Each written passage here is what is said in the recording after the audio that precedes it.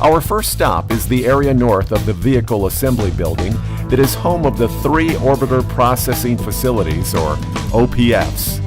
The OPFs house the 3 orbiters that comprise NASA's Space Shuttle fleet.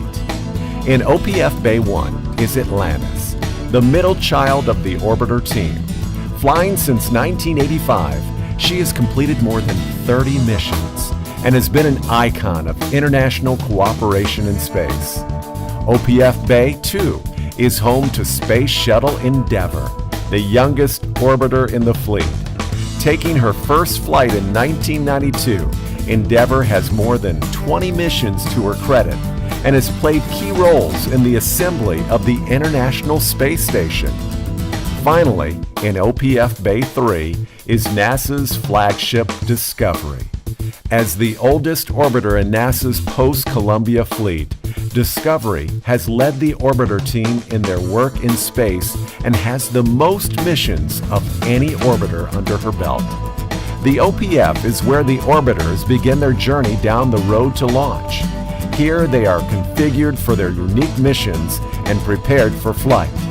Within approximately 2 months of their scheduled launch date, the orbiter next in line for flight will be rolled from her space-age hangar to the Vehicle Assembly Building, where the solid rocket boosters and external tank have been ready and waiting for some time. As the orbiter begins to move atop the 76-wheel Orbiter Transportation System, or OTS, the media gathers in a designated area for photography and video documentation of the vehicle.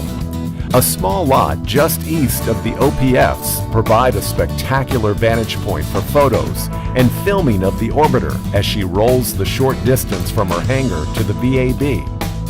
As this event, known as rollover, typically occurs in the early morning hours, the sun provides excellent lighting for stunning images of the orbiter as she gracefully makes her way down the road toward entry into the vast expanses of the VAB. While the media even usually concludes with the entry of the orbiter into the VAB, the STS-134 rollover event in February 2011 holds a special surprise for the assembled team after Shuttle Endeavour completes the quarter-mile journey from her hangar to the assembly building. Having witnessed the liftoff of Shuttle Discovery just 4 days before, the team has already been fortunate to see 2 orbiters up close in one trip. But their luck is only beginning to kick in. Not long after Endeavour comes to a halt, the media teams are invited to enter the VAB itself for photo and video opportunities of the orbiter as she is prepared for her lift and mate with her ET and SRBs. Working from the 5th and 16th floors of the building, it's an impressive moment for everyone on the team. Oh man, this is beautiful. Well, it is. With the orbiter safely in the VAB for mating to her solid rocket boosters and external fuel tank, members of the press are at times allowed inside for coverage of this event, although this is never guaranteed. But when it happens, the resulting images and videos are nothing short of awe-inspiring. It takes approximately 1 week to completely mate the orbiter to the rest of the stack and prepare the assembled vehicle for the roll to the launch pad. When this process is complete, the team returns to the Space Center for coverage of the final event involving movement of the vehicle before launch, a slow yet spectacular move known as rollout. Rollouts are typically conducted at night due to the calmer wind conditions and lower chances of storms cropping up around a vulnerable vehicle in the middle of an open space. During the move, the press gather at the press area to the south of the crawlerway for far-off observation and documentation. Occasionally, the press are given the option to be transported by bus to the road paralleling the crawlerway, where they can set up camera equipment for up-close documentation right along the path of the vehicle as the assembled stack rolls at about 1 mile per hour.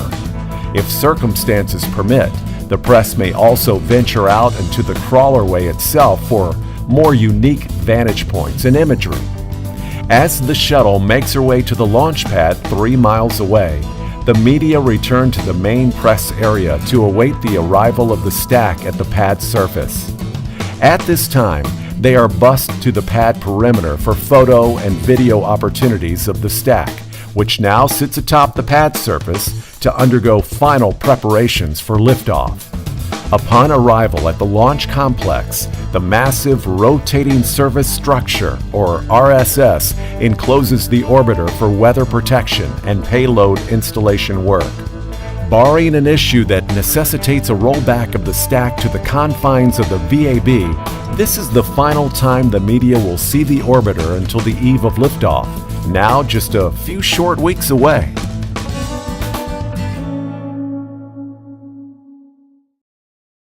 More recent rollout events have seen NASA's Public Affairs Office taking the media inside the Vehicle Assembly Building for up-close documentation of the vehicle as the stack begins the trek down the crawlerway to the launch pad. Working from the facility's ground level, as well as the 5th and 16th floors of the building, the press team is afforded a stunning view of the space shuttle from above and below.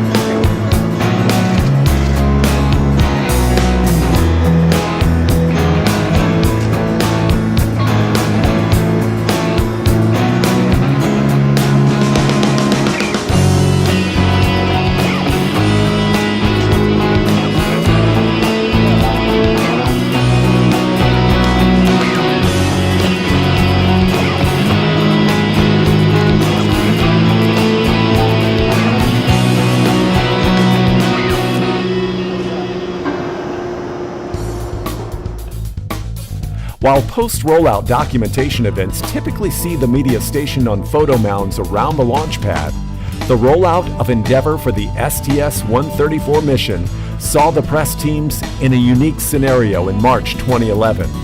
After being given a few simple instructions about where they could and couldn't go, members of the press were given near unrestricted access to the launch pad facilities for photos. Larry Sullivan was on hand for the event and was able to capture stunning images of Endeavour from locations ranging from the surface of the mobile launch platform to the top of the towering fixed service structure. The unprecedented experience marked the closest encounter anyone on the team had with the space shuttle stack. As the launch of a mission draws near, a crucial gathering point for the media is the historic Launch Pad 39A, located just 3 miles east of the VAB and KSC press area. Pad 39A was the launch site of the first mission to land on the moon, Apollo 11, and is now the sole host of NASA's space shuttle fleet in the twilight of its operational lifetime. As the weeks and days tick down to launch, the media will become more and more involved with this site.